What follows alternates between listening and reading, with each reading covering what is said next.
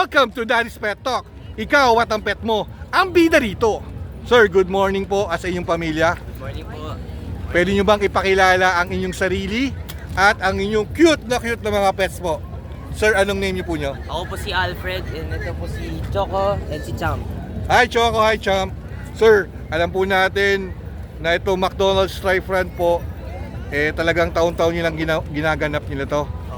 Bakit nyo po ninais na sumali sa fun run na to? Wala lang, parang ano po, family bonding lang po, family bonding. Correct, talagang halatang-halata naman na kumpleto po kayo rito at nagbaband po. Sir, bali po, ilang months na sa inyo or ilang years na sa inyo ang inyong dalawang pet? 1 year old na po sila, so bali 3 months po sila dumating sa amin. Oh.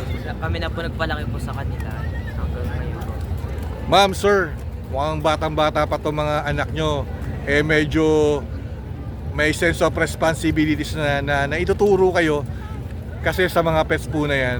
Dahil tingin ko, Sir Alfred sa mga anak nyo, kumbaga talagang pagmamahal sa pets nyo kakaiba, talagang may love.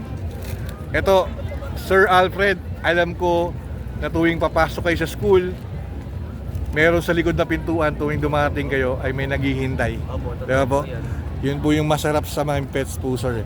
Sir, alam po natin tong McDonald's for a Cause po to, na yung learning and reading na mga kabataan po. Anong masasabi niyo sa McDonald's po na lagi nilang ginagawa yung taon-taon? Nakakatulong po sa mga bata po sa ngayon para yung matuto po sila. Sir Alfred, syempre na-experience mo na magkaroon ng ganito, na fun run. Sir, pwede mo namang i-share sa mga poor parents natin or pet owners na gusto sumali sa mga fun run. Anong mai-advise mo sa kanila, sir? Yun, sali kayo para ma-enjoy yung mga pets nyo. Mag-ikot-ikot dito sa, sa MOA.